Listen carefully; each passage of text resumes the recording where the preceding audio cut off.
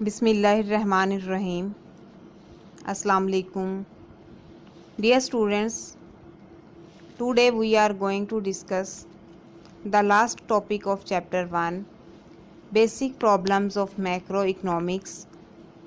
Students, first of all, kindly note the books Principles of Economics by A. Hamid Shahid, and second, Rehbar Economics by Abdul Ghani Chaudhary, Tahir Mahmood and Mrs. Madiha Abid.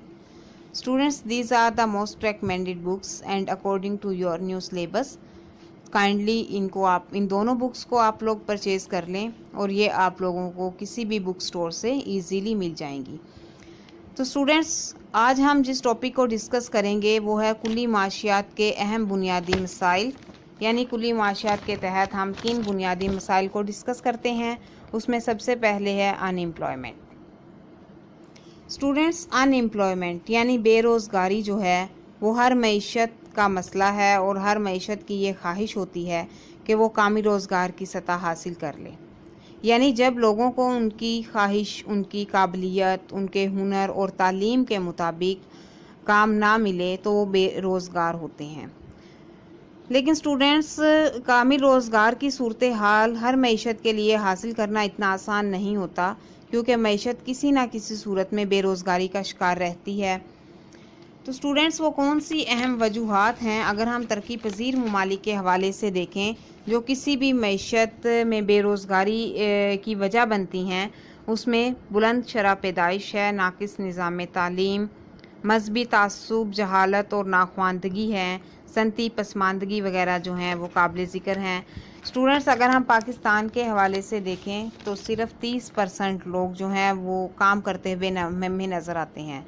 लेकिन अगर हम तरक्की याफ्ता ममालिक यानी America, Japan, Germany, बरतानिया वगैरह को देखें तो वहाँ पर हमें 60% लोग काम करते हुए नज़र आते हैं. और चूँकि पाकिस्तान एक ज़रई मुल्क है, पाकिस्तान में तकरीबन 45% आबादी जो है हमारी वो ज़राअत के साथ मुंसलिक है. लेकिन ज़रई शोबा जो है वो मख्फी बेरोज़गारी का शिकार है. यानी हमारी जमीयत मेहनत जो ज़राअत के साथ मुंसलिक है उसका 1/4 हिस्सा मख्फी बेरोज़गारी का शिकार है. नेक्स्ट स्टूडेंट्स, हम काइंड्स ऑफ अनएम्प्लॉयमेंट को डिस्कस करेंगे. यानी बेरोज़गारी की इकसाम कौन सी हैं. उसमें सबसे पहले है फ्रिक्शनल अनएम्प्लॉयमेंट. यानी कशमकशी बेरोज़गारी क्या होती है. तो ये स्टूडेंट्स मेहनत की मंडी में मंदरजा झैल मसाइल की वजह से पैदा होती है, जिसमें मौसमी बेरोज़गारी है.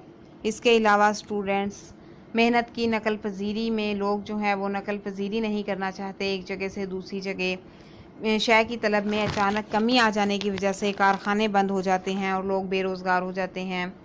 फिर स्टूडेंट्स, लोगों को रोज़गार के जो मौक़े हैं उनका सही इल्म नहीं होता, इसलिए वो बेरोज़गार होते हैं. लेकिन अगर देखें तो जो फ्रिक्शनल अनएम्प्लॉयमेंट है वो किसी मईशत के लिए इतनी नुकसानदेह नहीं है, क्योंकि वो किसी ना किसी सूरत में मईशत में मौजूद रहती है और 3 से 5% तक फ्रिक्शनल अनएम्प्लॉयमेंट हर मईशत में पाई जाती है. नेक्स्ट स्टूडेंट्स, हम साइक्लिकल अनएम्प्लॉयमेंट को डिस्कस करेंगे. तो साइक्लिकल अनएम्प्लॉयमेंट या दोहरी बेरोज़गारी जो है वो मईशत के अंदर सर्द बाज़ारी, गर्म बाज़ारी के दौर, यानी जो मईशत के अंदर तजारती उतार चढ़ाव आते हैं, तजारती चक्करों का उतार चढ़ाव आते हैं, उस वजह से ये बेरोज़गारी पैदा होती है.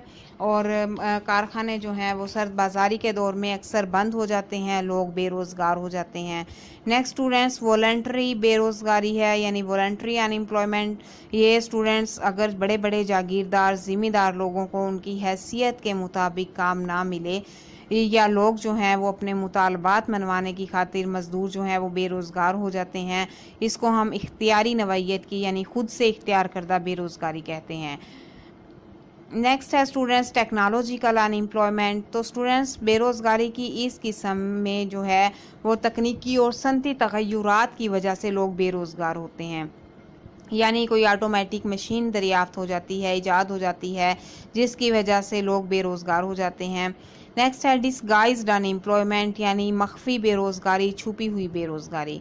اس سے مراد یہ ہے اسٹوڈنٹس کے لوگ جو ہیں وہ ہمیں ویسے تو مصروف عمل نظر آتے ہیں، یعنی وہ ہمیں کام کرتے ہوئے نظر آ رہے ہوتے ہیں، لیکن اگر ہم حقیقت میں دیکھیں تو وہ معیشت کی پیداوار میں کوئی خاص اضافہ نہیں کر رہے ہوتے۔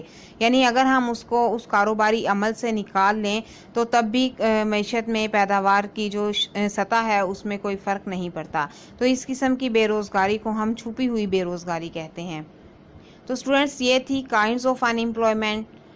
نیکسٹ ہم پڑھیں گے policies to overcome unemployment, یعنی بے روزگاری کو کنٹرول کرنے کے لیے کون سی پالیسیز اختیار کی جاتی ہیں۔ اس میں first of all effective monetary and fiscal policy, یعنی ملک کے اندر جو مؤثر زرعی اور مالیاتی پالیسی جو ہے وہ اختیار کی جائے۔ سیکنڈلی ہمیں جو ہے وہ ٹیکنیکل ایجوکیشن کو امپروو کرنا چاہیے تاکہ لوگوں کو بے روزگار کے بہتر مواقع میسر آ سکیں۔ تھرڈلی اسٹوڈنٹس انکریز کرنا چاہیے ہمیں سیونگ لیول کو، جس کی وجہ سے ہماری انویسٹمنٹ بڑھے گی تو اسٹوڈنٹس اس سے روزگار بڑھے گا۔ ملک کے اندر مؤثر منصوبہ بندی اختیار کی جائے تاکہ جو اوور پاپولیشن ہے اس کو کنٹرول کیا جائے، اور ملک کے اندر جو پروڈکشن ہے اوور پروڈکشن بیش پیداواری کو کنٹرول کیا جائے۔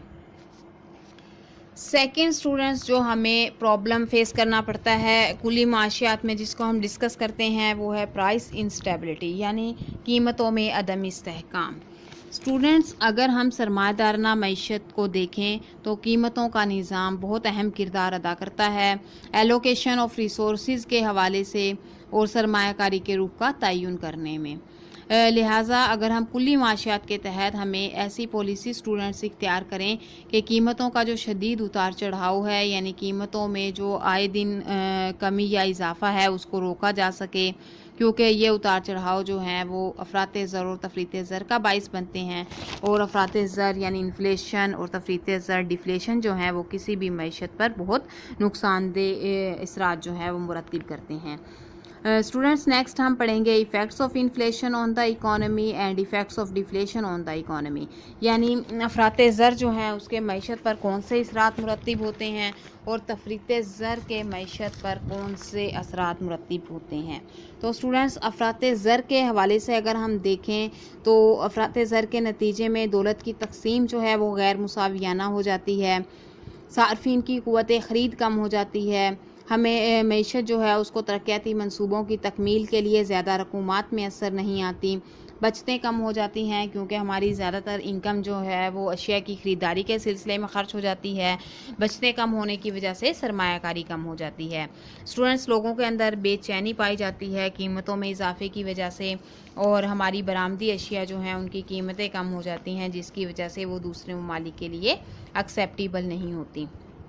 نیکسٹ ہم ڈسکس کریں گے کہ ڈیفلیشن کے یعنی تفریط زر کے معیشت پر کون سے اثرات ہوتے ہیں۔